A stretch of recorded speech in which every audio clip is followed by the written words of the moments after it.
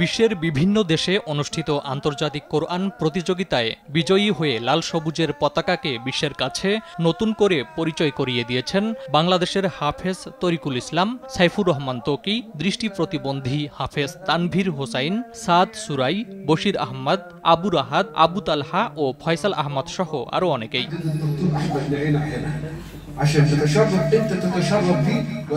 এ সকল বিশ্ববিজয়ী কোরআনে হাফেজ গড়ার সফল কারিগর বাংলাদেশের মারকাজুত তাহফিজ ইন্টারন্যাশনাল মাদ্রাসার প্রিন্সিপাল শাইখ নেসার আহমদ আন নাসিরি এবার মিশর থেকে পেলেন বিরল এক সম্মাননা।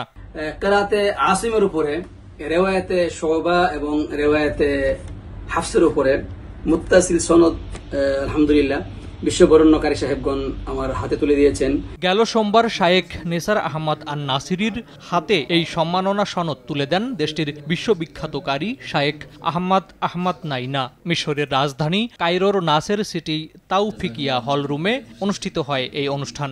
রেওয়ায়েতে আসেমের উপর সুবা ও হাফস শেষ করায় এই সম্মাননা দেওয়া হয় তাকে।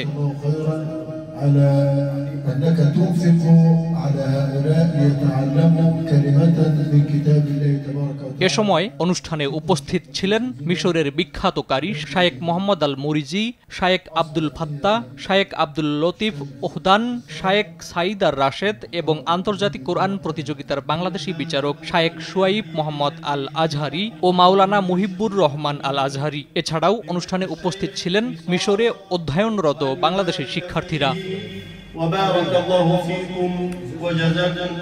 ফারুক হোসেন, RTV।